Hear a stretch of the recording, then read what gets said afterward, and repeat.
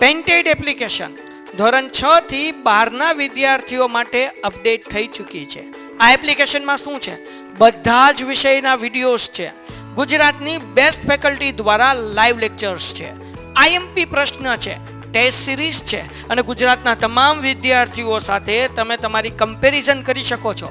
ગેમિફિકેશન છે અને બીજું ઘણું બધું. તો તમે એપ્લિકેશન ડાઉનલોડ ન કરી હોય તો ડિસ્ક્રિપ્શનમાં લિંક આપી છે. હમણાં જ પ્લે સ્ટોર ઉપર જાઓ અને એપ્લિકેશન ડાઉનલોડ કરો. ઘરે બેઠીને સરસ મજાનું ગુજરાતની જોરદાર ફેકલ્ટી સાથે ભણો, સારા માર્ક્સે પાસ થાઓ. ઓકે, એમાં આપણે ઇક્વિટી શેર આપણે પૂરું કર્યું હતું, પછી આપણે પ્રેફરન્સ શેર બી પૂરું કર્યું હતું, પછી આપણે ઓછીની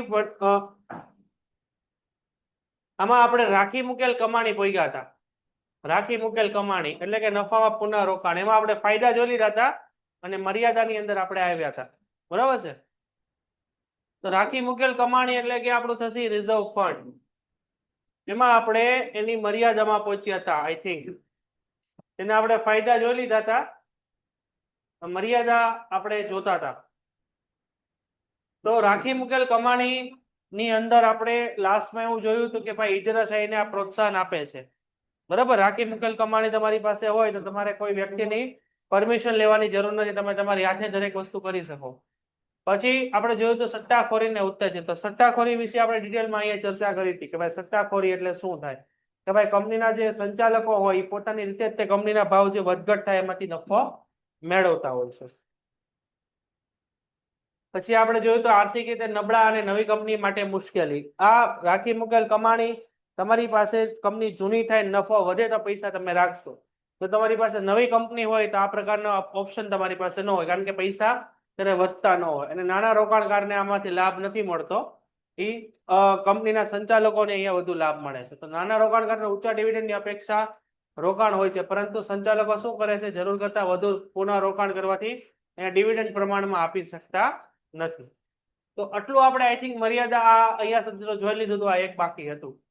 તો અહીંયા આપણા માલિકીની મૂડીના ભંડોળો બધા પૂરા થાય છે. ભાઈ આમાં આટલામાં કોઈને કઈ ડાઉટ હોય તો પૂછો. ફોર એક્ઝામ્પલ સમજો કે આપણી પાસે 100 કરોડ રૂપિયા છે.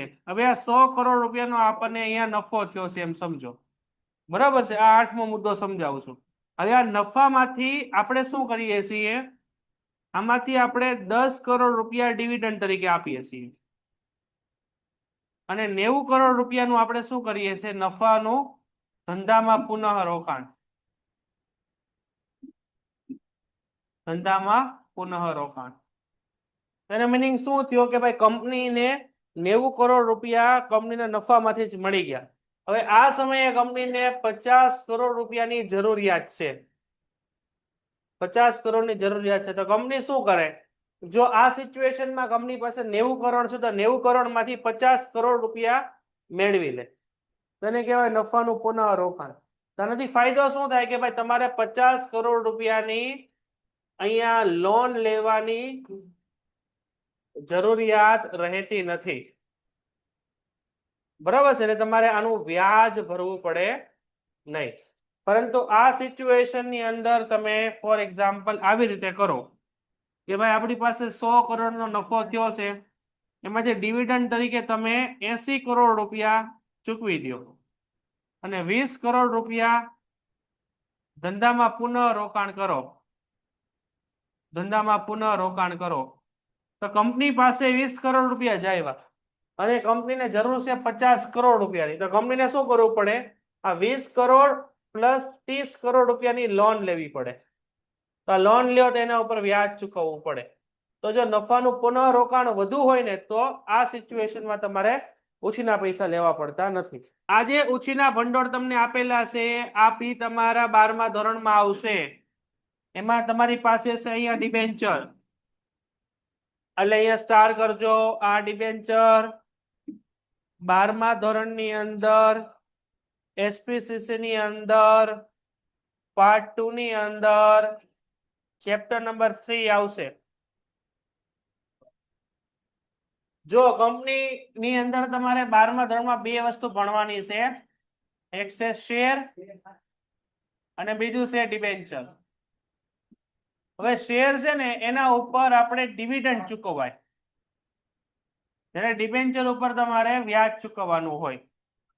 જે અહીંયા તમને શેર દેખાય છે ને આ આપણી માલિકીની મૂડી છે. જ્યારે ડિબેન્ચર છે એ તમારી ઉછીની મૂડી છે. બરાબર છે. આ બંને વસ્તુમાં આટલો ફરક છે. હવે જ્યારે કંપનીને પૈસાની જરૂર હોય ત્યારે ડિબેન્ચર બહાર પાડતી હોય. ડિબેન્ચર વર્ક કઈ રીતે કરે ને એ આપણે એક એક્ઝામ્પલ થી સમજી લઈએ. બરાબર છે. ડિબેન્ચર કઈ રીતે વર્ક કરે એ આપણે એક્ઝામ્પલ થી સમજી લઈએ. કઈ રીતે કામ કરે તો ફોર એક્ઝામ્પલ તમારે એક કાર લેવાની છે. બરાબર, તમારે એક કાર ખરીદવી છે. તો અહીંયા સમજો કે ભાઈ આપણે એક કાર ખરીદવી છે. હવે કાર જવા દો, આપણે ડાયરેક્ટ લોન જ મૂકી દઈએ પર્સનલ. ફોર એક્ઝામ્પલ તમારે એક લોન લેવી છે. આ લોન ફોર એક્ઝામ્પલ 10 લાખ રૂપિયાની લોન લેવાની છે. તમારે 10 લાખ રૂપિયાની એક લોન લેવી છે. હવે એટલે તમે શું કરો છો, આ લોન લેવા માટે તમે જાવ છો બેંક પાસે અને બેંકને તમે એમ કહો છો કે ભાઈ મને 10 લાખ રૂપિયાની લોન આપો. તો બેંક આમને એમ તમને લોન આપી દે? નો આપે. બરાબર. તો બેંક શું કહેશે તમને કે આ તમારે જે લોન લેવી છે ને 10 લાખ રૂપિયાની, તેની સામે તમારે કોઈ વસ્તુ ગીરવે મૂકવી પડશે. ગીરવે એટલે કે અહીંયા સિક્યુરિટીમાં ગીરવે મૂકવી પડશે. એટલે આપણે શું કરશું, 10 લાખ રૂપિયાની લોન લેવા માટે આપણે આપણા ઘરના પેપર ગીરવે મૂકશું. બરાબર છે. તો અહીંયા ગીરવે આપણે શું રાખીએ છીએ તો કે ઘરના કાગળો.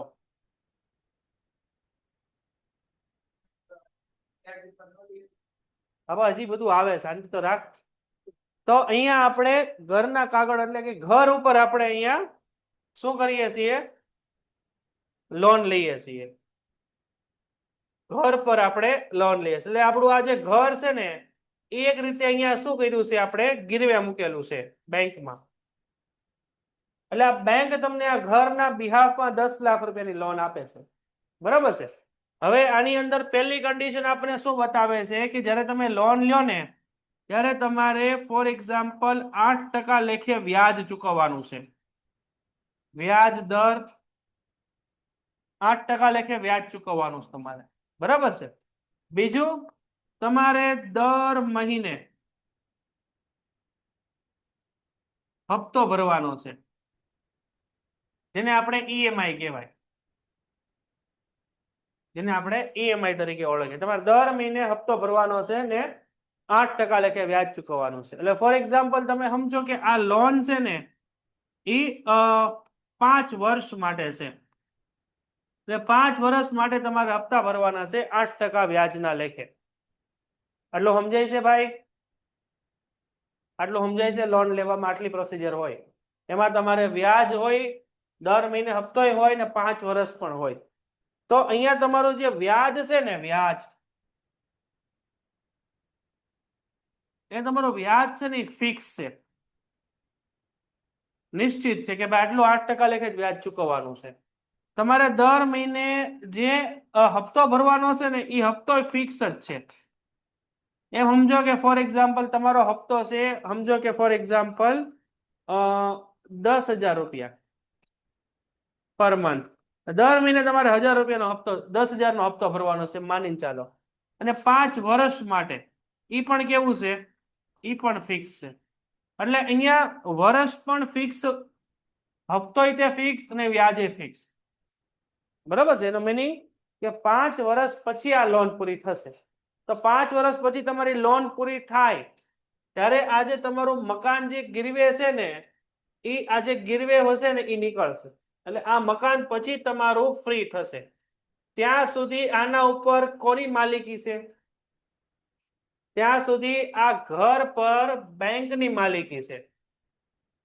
અહીંયા બેંકની માલિકી છે. ક્યાં સુધી? 5 વર્ષ માટે, કારણ કે ગીરવે છે. આટલું પેલા સમજાય છે દરેકને? ભાઈ ઓનલાઈનમાં આટલું સમજાય છે દરેકને? દરેકનો મેસેજ જોવે ટોટલ કેટલા લોકો ઓનલાઈન છે? 8 લોકો. 2 નો મેસેજ આવ્યો છે. એની અંદર પહેલી કન્ડિશન શું આવે કે તમારે દર મહિને અહીંયા હપ્તો ભરવાનો છે. દર મહિને હપ્તો ભરવાનો છે. કેટલા સમય માટે? 5 વર્ષ માટે, અને 8% લેખે વ્યાજ ચૂકવવાનું છે. રેડી છે? 5 વર્ષ પછી તમારી આ જે પ્રોપર્ટી છે એ રિમૂવ થશે. એટલે આના ઉપર અત્યારે છે ને બોજ છે. આને કહેવાય બોજ. આને કહેવાય બોજ. બોજને અંગ્રેજીમાં કહેવાય ચાર્જ. એટલે આના ઉપર અત્યારે ચાર્જ છે, સમજો. હા કે ના? હવે દર મહિને તમારે 10,000 નો હપ્તો ભરવાનો છે. એમ માનીને ચાલો કે પહેલા મહિને તમે હપ્તો ભર્યો, બીજા મહિને તમે હપ્તો ભર્યો, ત્રીજા મહિને તમે હપ્તો ભર્યો. હવે ચોથા મહિને તમે હપ્તો ભરતા નથી, પાંચમા મહિને તમે હપ્તો ભરતા નથી, છઠ્ઠા મહિને તમે હપ્તો ભરતા નથી, એટલે બેંકમાં તમે પૈસા ભરતા જ નથી એમ માનીને ચાલો, તો બેંક શું કરે? તો બેંક તમને નોટિસ મોકલે, અને છતાં બી તમે હપ્તા ન ભરો તો પછી બેંક એના પૈસા રિકવર કરવા શું કરે? તમારું ઘર વેચી દે. તો બેંક અહીંયા સિક્યોર છે કે નહીં? તમે લોન ના પૈસા ભરો કે ન ભરો, ઈ બેંક શું કરે? ઈ તમારી પ્રોપર્ટી વેચીને પોતાના 10 લાખ રૂપિયા રિકવર કરે. આ બરોબર છે? આટલું સમજાય છે ભાઈ દરેક ને? સમજાણું આટલું? તમે ટાઈમ ટુ ટાઈમ પૈસા ભરો છો, બરોબર છે? તમે ટાઈમ ટુ ટાઈમ બધાય પૈસા ભરો છો તો વાંધો નથી, પરંતુ તમે અહીંયા પૈસા ભરતા નથી અથવા હપ્તા ટાઈમ ટુ ટાઈમ ભરતા નથી, તો બેંક પોતાના પૈસા રિકવર કરવા માટે શું કરશે? તમારી પ્રોપર્ટી સેલ કરી દેશે અને પછી પોતાના પૈસા રિકવર.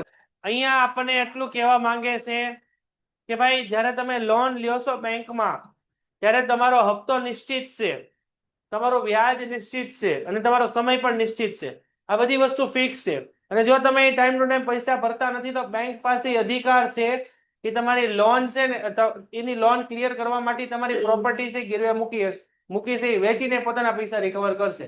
જો આ તમને એક્ઝામ્પલ સમજાઈ ગયું ને, તેનો મીનિંગ એમ છે કે તમને ડિબેન્ચર સમજાઈ જાય.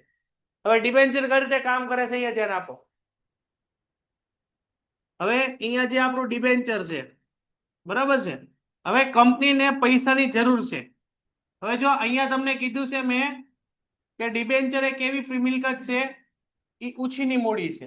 તો જે રીતે આ બેંકને પૈસા બી ઉછીના છે ને, 10 લાખ રૂપિયા, એ આપણી માલિકીના નથી. તો આ ડિબેન્ચર છે એ ઉછીની મૂડી છે. તો જ્યારે કંપની ડિબેન્ચર બહાર પાડે, જો આ ધ્યાન રાખજો ભાઈ, 12મા ધોરણમાં આવશે આ, બરાબર છે?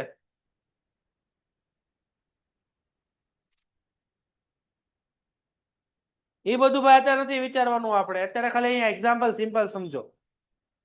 હવે આ 12મા ધોરણની અંદર ચેપ્ટર નંબર 3 છે, એટલે અહીંથી સમજી લેજો શું કહેવા માંગે છે.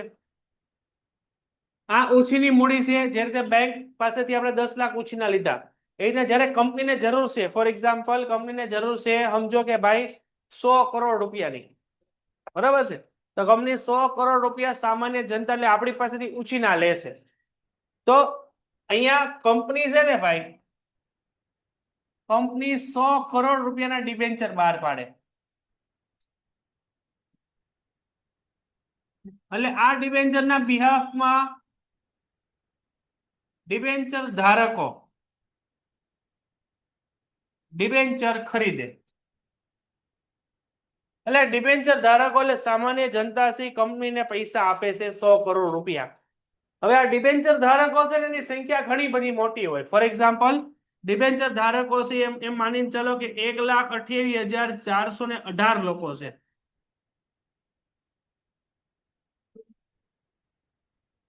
એક 1,28,418 લોકોએ કંપનીને 100 કરોડ રૂપિયા આપ્યા છે. કંપનીને 100 કરોડ રૂપિયા 1,28,418 લોકોએ આપેલા છે. તો આટલા બધા લોકોએ કંપનીને પૈસા આપેલા છે. એટલે કંપની શું કરશે? આ 100 કરોડ રૂપિયાના ડિબેન્ચર બહાર પડ્યા ને, એના બિહાફમાં પોતાની 100 કરોડની મિલકત છે ને, મિલકત ગીરવે મૂકશે.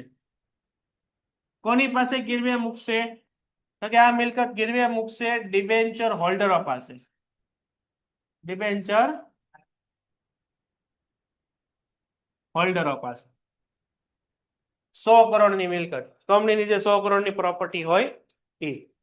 હવે પેન્ટેડ એપ્લિકેશન ધોરણ 6 થી 12ના વિદ્યાર્થીઓ માટે અપડેટ થઈ ચૂકી છે.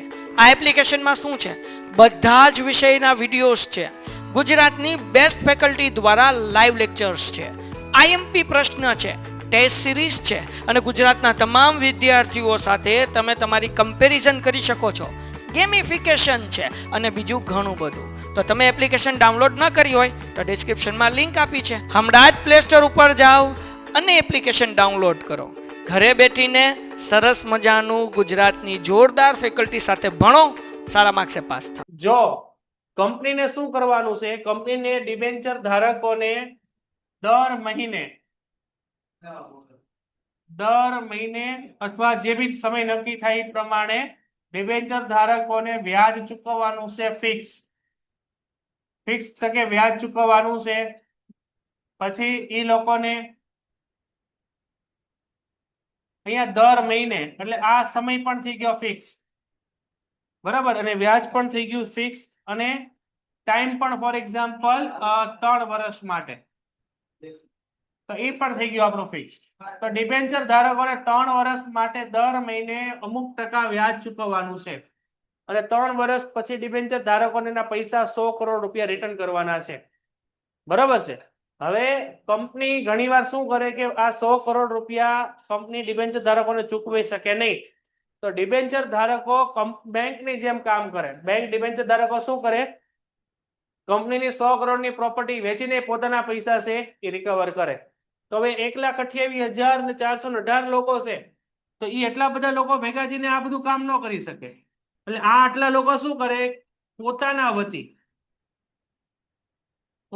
વતી ડિબેન્ચર ટ્રસ્ટીની નિમણૂક કરે. એટલે અહીંયા જે એગ્રીમેન્ટ થાય કંપનીનો કે ભાઈ અમે અમારી 100 કરોડની પ્રોપર્ટી ગીરવે મૂકીએ છીએ, એના બિહાફમાં 100 કરોડ રૂપિયા ડિબેન્ચર ધારકો આપે છે. આટલા બધા લોકોના બિહાફમાં ડિબેન્ચર ટ્રસ્ટી હશે. તો અહીંયા જે કરાર થશે, અહીંયા જે આપણી ડીડ બનશે, અહીંયા જે આપણો કરાર બનશે એ કોની વચ્ચે થશે? તો કે કંપની અને ડિબેન્ચર ટ્રસ્ટી વચ્ચે. જેમાં ડિબેન્ચર ટ્રસ્ટી છે ને એ પોતે કોણ છે? તો કે ડિબેન્ચર ધારકોના પ્રતિનિધિ છે, એટલે રિપ્રેઝેન્ટેટિવ છે, બરોબર છે. તે લોકો એના રિપ્રેઝેન્ટેટિવ છે. તો કંપની દર મહિને ફિક્સ વ્યાજ છે ડિબેન્ચર ધારકોને ચૂકવવું છે. ફિક્સ વ્યાજ એટલે સમજો કે ભાઈ 8% વ્યાજ છે અને 3 વર્ષ માટે. જો કંપની આ બધી વસ્તુઓ નહીં કરે તો ડિબેન્ચર ટ્રસ્ટી પાસે અધિકાર છે કે ડિબેન્ચર ટ્રસ્ટી કંપનીની 100 કરોડની મિલકત છે વેચી નહીં, તે ડિબેન્ચર ધારકોના 100 કરોડ રૂપિયા ઉભા કરી લેશે. તો આ રીતે ડિબેન્ચર કામ કરે. ડિબેન્ચર છે ને 4 પ્રકારના આવે. અહીંયા આપણે જોઈએ ડિબેન્ચરના પ્રકાર. આપણી પાસે આ જે ડિબેન્ચર છે ને ભાઈ, ડિબેન્ચરના પ્રકારો તમે જુઓ તો ડિબેન્ચર 4 પ્રકારના આવે. એમાં પહેલું છે આપણી પાસે ગીરો ડિબેન્ચર, એટલે કે મોર્ગેજ ડિબેન્ચર. બીજું છે આપણી પાસે ફુલ્લી કન્વર્ટેબલ ડિબેન્ચર, કે જે ફુલ્લી કન્વર્ટેબલ પૈસા ક્યાં કન્વર્ટ થઈ જશે? તો કે ઇક્વિટી શેરમાં. પછી ત્રીજું છે આપણી પાસે પાર્ટલી કન્વર્ટેબલ ડિબેન્ચર, કે જેમાં અંશતઃ પૈસા ક્યાં થઈ જશે? તો કે ઇક્વિટી શેરમાં. જો આપણે હવે સ્ટાર્ટ કરીએ, આપણે ડિબેન્ચર શું કહેવા માંગે છે? તો કંપનીને જ્યારે મૂડીની જરૂરિયાત હોય ત્યારે તે ઓછીની મૂડી મેળવવા માટે ડિબેન્ચર બહાર પાડે. એટલું અંડરલાઈન કરો. તો ડિબેન્ચર એ ઓછીની મૂડી છે. ડિબેન્ચર એ કંપનીનું દેવું છે, અંડરલાઈન કરો. કંપનીએ પૈસા ચૂકવવાના છે, જે બેંક પાસેથી આપણે પૈસા લીધા આપણે ચૂકવવા પડે, બરાબર છે. અહીંયા ડિબેન્ચર ખરીદનારને આપણે ડિબેન્ચર હોલ્ડર કહેવાય, અંડરલાઈન કરો. એ કંપનીના લેણદારો છે. ડિબેન્ચર હોલ્ડરને અગાઉથી નક્કી કરેલ, અહીંયા ખાસ અંડરલાઈન કરજો, અગાઉથી નક્કી કરેલ દરે અને નિશ્ચિત સમયે વ્યાજ ચૂકવવામાં આવે. તો આ બધું ફિક્સ હોય અગાઉથી જ તે, બરાબર. નક્કી કરેલ મુદ્દત માટે, નક્કી કરેલ મુદ્દતના અંતે નાણાં પરત, એટલે કે સમય પણ અહીંયા ફિક્સ છે. એટલે આપણી પાસે આ ત્રણ વસ્તુ ફિક્સ છે. એક જે તમારે જે વ્યાજ ચૂકવવાનું છે, વ્યાજ, તમારા નાણાં અને સમય, આ ત્રણેય વસ્તુ છે ને પહેલેથી જ ફિક્સ કરેલી હોય, એમાં કોઈ ફેરફાર ન થાય. કંપની નફામાં હોય કે કંપની ખોટમાં હોય, કંપનીને એટલા રૂપિયા તો ચૂકવવા જ પડે, કારણ કે આ એક પ્રકારે કંપનીનું દેવું છે, બરાબર છે. તો અથવા શરતો અનુસાર શેરમાં રૂપાંતરિત થાય છે. જો શેરમાં રૂપાંતરિત થાય તો એને આપણે કન્વર્ટેબલ ડિબેન્ચર કહેશું, ફુલ્લી કન્વર્ટેબલ અથવા પાર્ટલી કન્વર્ટેબલ. કંપની લાંબા ગાળા માટે અથવા મધ્ય ગાળાની નાણાંની જરૂરિયાત સંતોષવા માટે આ પ્રકારનું માહિતી પ્રાપ્તિ સ્થાન મેળવે છે. ડિબેન્ચર જ્યારે બહાર પાડવામાં આવે ત્યારે ડિબેન્ચર હોલ્ડરોના હિતના રક્ષણ માટે તેમના ટ્રસ્ટીની નિમણૂક કરવામાં આવે છે. ટ્રસ્ટી એટલે અહીંયા આ જે ટ્રસ્ટી છે એનું નામ શું છે? એનું નામ છે ડિબેન્ચર ટ્રસ્ટી.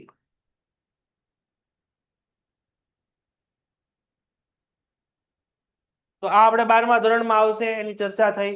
જે ડિબેન્ચર હોલ્ડરનું હિતનું રક્ષણ માટે ટ્રસ્ટ ડીડ બનાવવામાં આવે. આ ટ્રસ્ટ ડીડ એટલે આપણો કરાર. આ ડીડ એટલે આપણો કરાર થશે. આ કરાર કોની કોની વચ્ચે થશે કરીએ તો પહેલું લક્ષણ છે આ લોકો કંપનીના લેણદારો છે, કારણ કે કંપનીનું આ દેવું છે, બરોબર છે. બીજું છે આમાં વ્યાજનો દર કેવો છે? નિશ્ચિત, એટલે અગાઉથી નક્કી કરેલ દર છે. ફોર એક્ઝામ્પલ આપણે અગાઉથી નક્કી કરેલ, દાખલા તરીકે આપણે સમજો કે ભાઈ દાખલા તરીકે 8.5%. તો 8.5% વ્યાજનો દર અગાઉથી કેવો છે? નિશ્ચિત છે.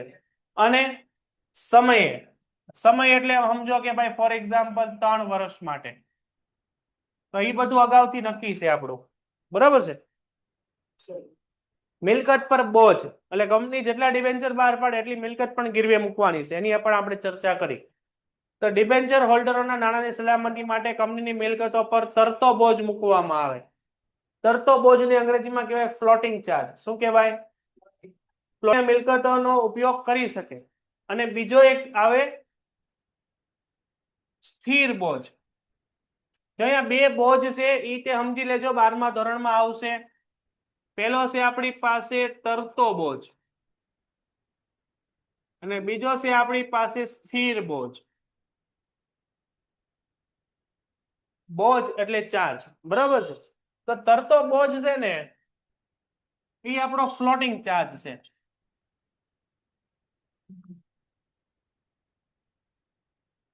જ્યારે સ્થિર છે એ આપણો ફિક્સ ચાર્જ છે.